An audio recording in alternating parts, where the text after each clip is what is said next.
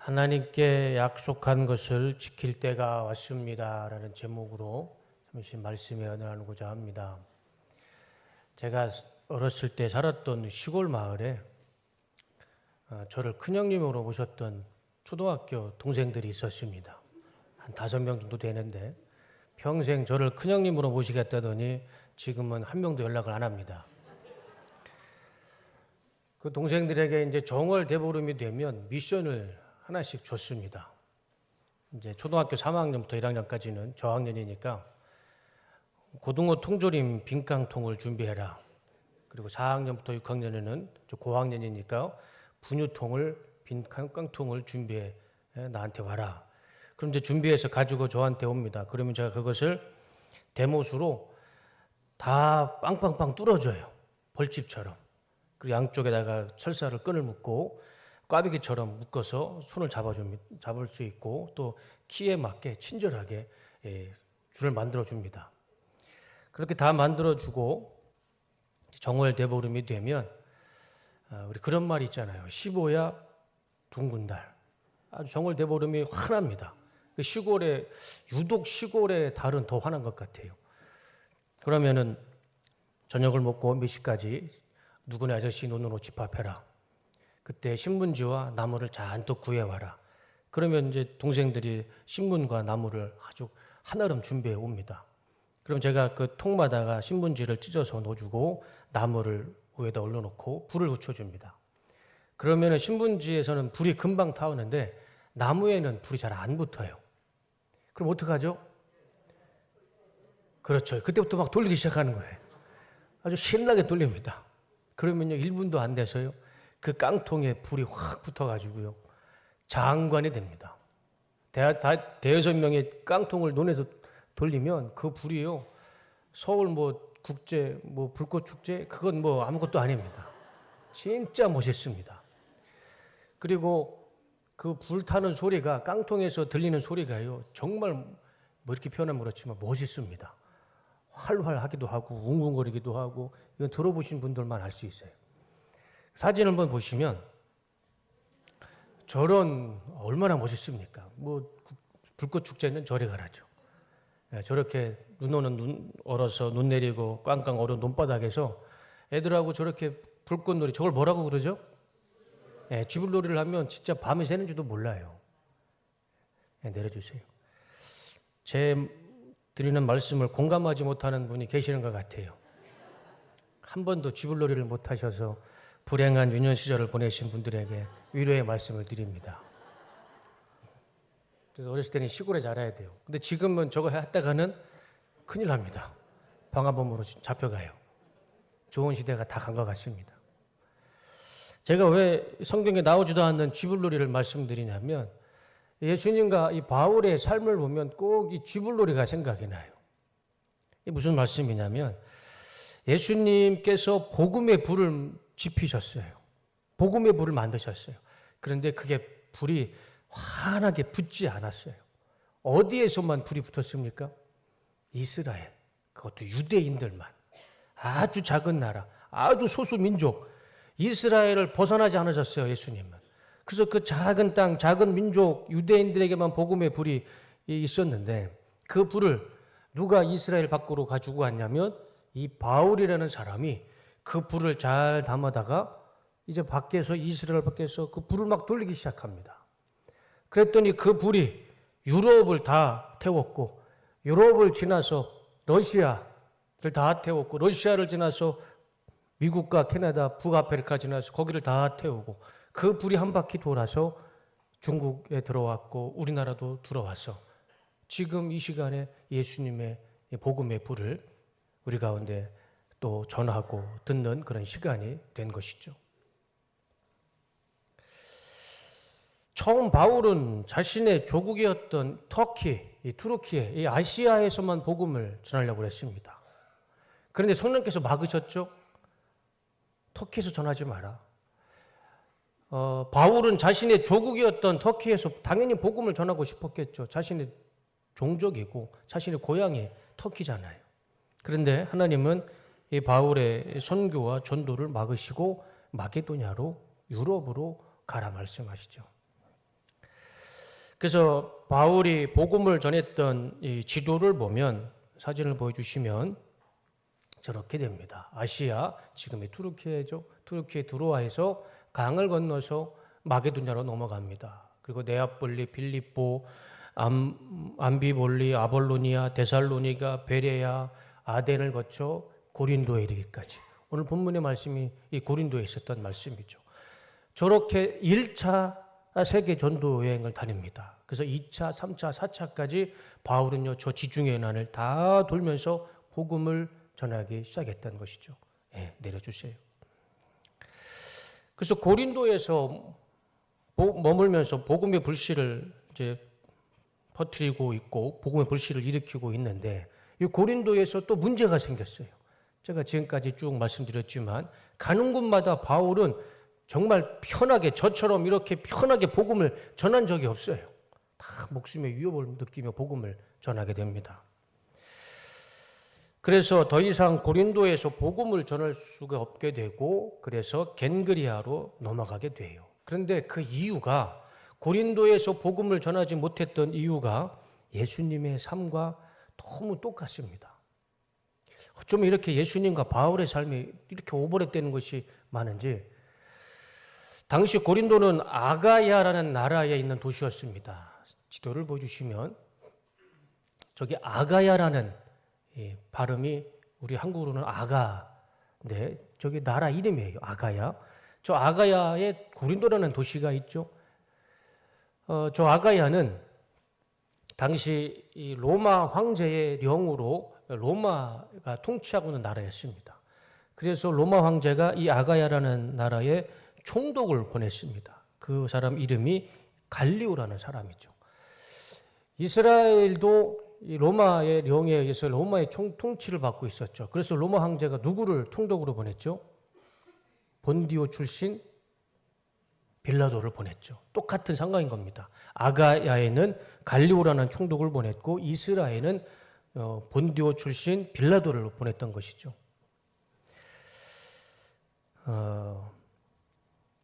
본디오 이스라엘도 로마 황제가 총독을 보냈던 것처럼 이 아가야도 똑같은 총독을 보내서 이 아가야를 통치하고 있었습니다. 사진을 보여주시면, 자, 이 사람이 주니우스 갈리오 안나이우스, 그의 생애 연도를 보면 바울과 비슷하게 살아갑니다. 제가 왜 지도와 저렇게 흉상의 사진을 보여드리냐면 이유는 한 가지입니다. 성경은요, 역사 속에서도 설명이 가능합니다. 성경은 이스라엘과 유대인의 신화도 아니고 소설도 아닙니다. 성경은 지금도 중동 지역을 땅을 팔면 성경의 지명과 흔적을 찾아볼 수 있는 역사이고 사실이고 실체라는 것입니다. 굳이 우리가 성경을 아니더라도 저렇게 역사적인 인물을 통해서도 성경이 사실이라는 것을 우리는 알 수가 있다는 것이죠. 역사는 그 누구도 믿음을 강요하지 않습니다. 우리 성도님들도 역사를 공부하셨겠지만 역사 선생님이 너희들은 역사를 믿어야 된다라고 그런 말을 하는 역사 선생은 없습니다. 왜 그럴까요? 사실이니까. 사실을 뭐하러 믿으라고 강요하겠습니까? 그냥 사실은 받아들이고 해석하면 그만입니다. 역사는 사실과 시체를 받아들이고 그것을 해석하는 것이 역사죠. 성경도 마찬가지입니다. 성경도 역사적 사실과 진실입니다. 그걸 굳이 믿음을 강요할 필요 없습니다. 있는 사실을 우리는 그냥 그대로 받아들이면 됩니다. 믿음으로 받아들이고 우리는 성경을 바르게 해석하면 되는 것이죠. 본문으로 돌아와서 아가야라는 나라의 총독으로 이 갈리오가 왔을 때 고린도에 살고 있었던 이 유대인들이 일제히 들고 일어납니다. 그래서 바울을 이 갈리오 법정에 세우게 되죠. 12절과 13절 말씀을 보시면 다 같이 한번 읽어보겠습니다. 시작.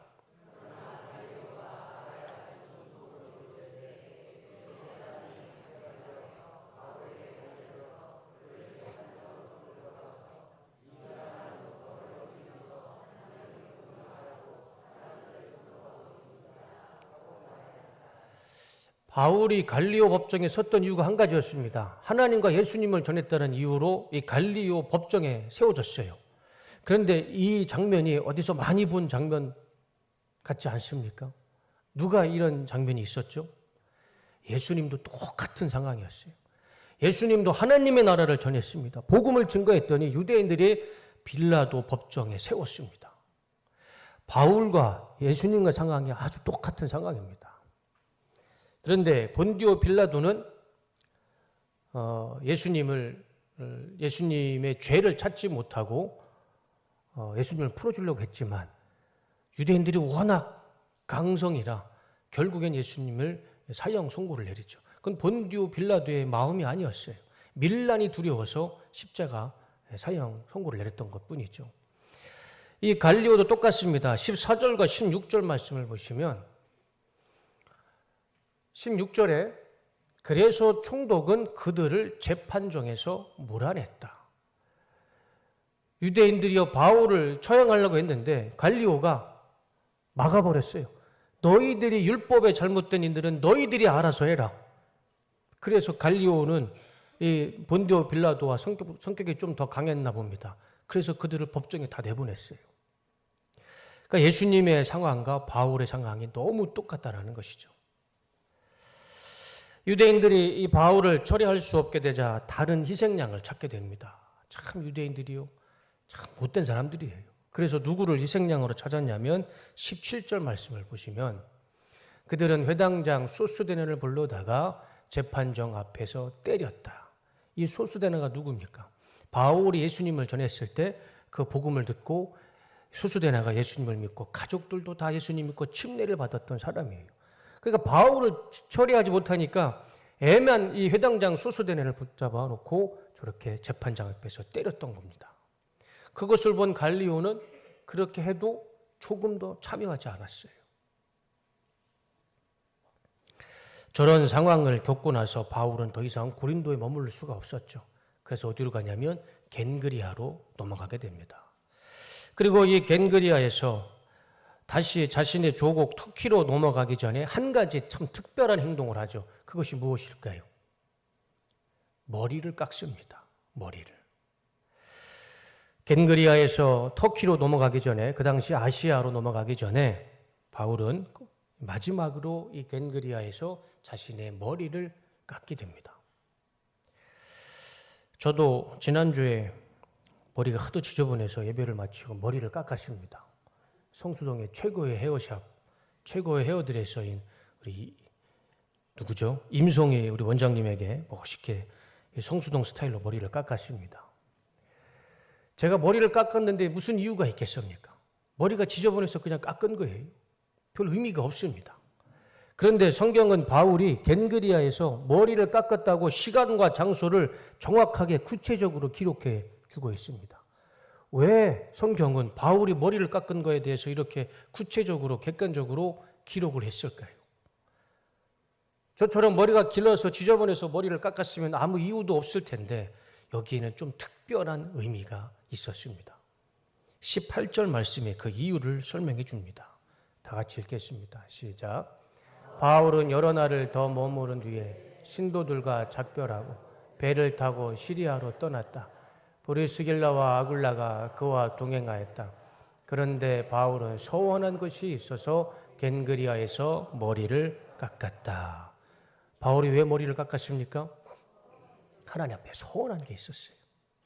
그 서원한 것을 다 이루고 나서 하나님과의 약속을 다 지키고 나서 그리고 머리를 깎고 이 유럽과 이 아가야를 떠나서 자신의 조국으로 터키로 넘어갔던 것이죠. 성경에 보면 머리를 기르고 머리를 깎는 것, 그 절대 미용을 위한 목적이 아닙니다. 미용의 의미가 없죠. 머리를 기르고 머리를 깎는 것, 성경에 그것을 뭐라고 표현하시죠? 나시린으로 표현을 하십니다. 나시린. 구약성경 민수기 6장 2절과 5절에 말씀을 보시면 하나님이 모세에게 나시린은 이렇게 살아가라 라고 아주 자세하게 6장 전체에 나시린에 대한 설명을 해주십니다. 하나님께서 이스라엘 자손에게 전하여 그들에게 이르라. 남자나 여자가 특별한 서원 곧 나실인의 서원을 하고 자기 몸을 구별하여 여호와께 드리려고 하면, 하나님 앞에 작정하고 거룩하게 살고자 나신으로 살려고 하면 이렇게 살아라. 첫 번째, 포도주와 독주를 멀리하고 포도주나 술을 마시지 말랍니다. 포도주로 된 포도주로 된 식초도 마시지 말고, 포도즙도 마시지 말고 생포도나 건포도도 먹지 말아라. 그리고 자기 몸을 구별하는 동안, 모든 날 동안에는 포도나무 솟아난 씨나 껍질이라도 먹지 말아라. 그리고 5절에 그 소원하고 구별하는 모든 날 동안은 삭도를 절대로 그의 머리에 대지 말 것이라.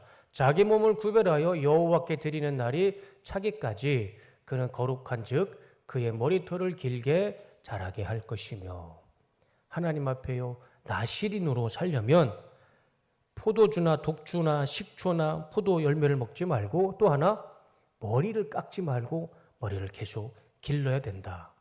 그렇게 하나님 말씀해 주시죠. 히브리어로 보면 이 나실이라는 단어가 이겁니다.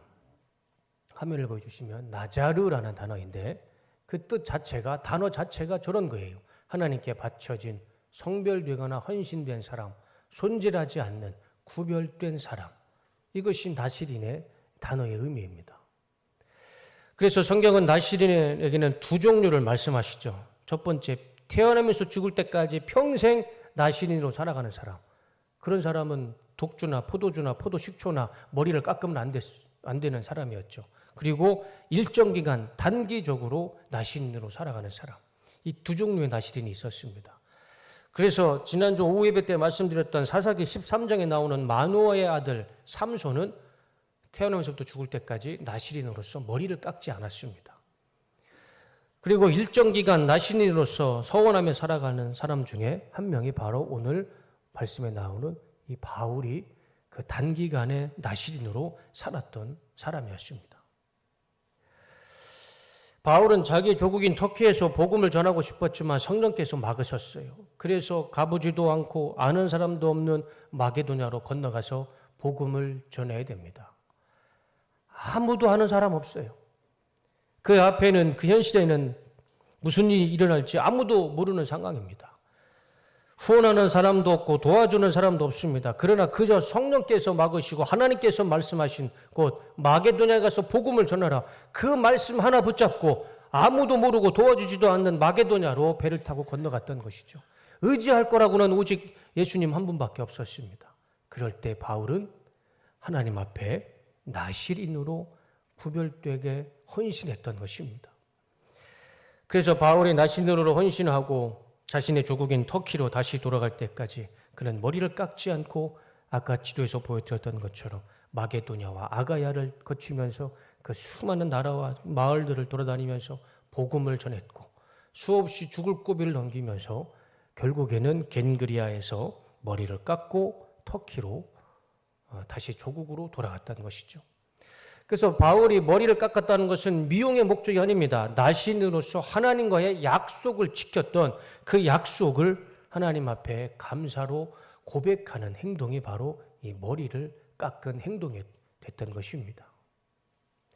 요한복음 19장 30절에 예수님은 십자가에 돌아가시면서 이런 말씀을 하십니다. 예수께서 신포도주를 받으신 후에 이르시되 다 이루었다 하시고 머리를 숙이니 영원히 떠나가시니라. 예수님도 십자가에 돌아가실 때 한 말씀 하셨어요. 마지막 하신 말씀, 다 이루었다. 우리는 예수님을 나신으로 표현합니다. 왜냐하면 예수님도 태어나면서부터 돌아가실 때까지 하나님 앞에 구별된 분이셨습니다. 우리 예수님도 나실인이셨어요. 예수님이 마지막 운명하실 때 한 말씀 하셨죠. 내가 나실인으로서 죽음으로써 이것을 다 이루었다. 그 표현을 바울은 머리를 나실인으로서 깎았던 것입니다. 이제 이 말씀을 우리 삶 가운데 적용하기를 원합니다. 우리도 이제 2025년을 떠나야 하는 시점에 있습니다. 이제 2025년 우리는 다시는 돌아올 수가 없습니다. 2025년을 떠나야 하는 이 시점에 연초에 하나님께 약속하고 소원한 것들이 분명히 있으실 것입니다. 저에게 기도 편지나 기도 제목을 제가 1년 동안 계속 보고 있는데 그 기도 그 노트에도 우리 성도님들이 적으신 그 많은 일들이 제가 다 기억을 하고 있습니다. 그것을 나신으로서 다 지키고 하나님 앞에 머리를 깎으실 준비가 돼 있으신지 오늘 이 시간에 우리의 삶을 되돌아보길 원합니다. 혹시 이런 이유 저런 이유로 나시린의 모습으로 살지 못하고 몸은 교회에 있는데 지금 몸은 이 교회 예배당에 있는데 마음은 저기 다른 곳에 세상 가운데 사람 한가운데 있어서 하나님을 떠나고 교회를 떠날 이유만 찾고 있지는 않은지 지금 나의 모습을 한번 뒤돌아보고 확인해 보길 원합니다. 우리도 바울처럼 나시린으로서 올해 주신 사명이 있습니다. 그 사명을 올해가 가기 전에 하나님 앞에 감사함으로 다 이루셔서 하나님 앞에 감사함으로 머리를 깎는 그런 은혜가 있으시기를 주님의 이름으로 축원합니다. 18절 말씀을 다시 한번 읽고 설교를 마치고자 합니다. 다 같이 읽겠습니다. 자, 시작. 바울은 더 여러 날 머물다가 형제들과 작별하고 배 타고 수리아로 떠나갈새 브르스길라와 아굴라도 함께 하더라. 바울이 일찍이 서원이 있었으므로 겐그리아에서 머리를 깎았더라. 우리도 바울과 같은 똑같은 나시린입니다. 구별된 성도로서 아직 못다한 사명이 있다면 2025년이 떠나가기 전에 우리가 나시린으로서 나에게 주신 사명을 다 이루시기를 주님의 이름으로 축원합니다. 그래서 내년에는 우리가 하나님 앞에 더 큰 사명을 받고 더 큰 나시린으로서 하나님 앞에 칭찬받는 우리 뚝섬교회가 되길 원하고 하나님 앞에 더 크게 쓰임받고 칭찬받는 우리 뚝섬교회 모든 성도님들이 다 되시기를 주님의 이름으로 축원하고 축복합니다.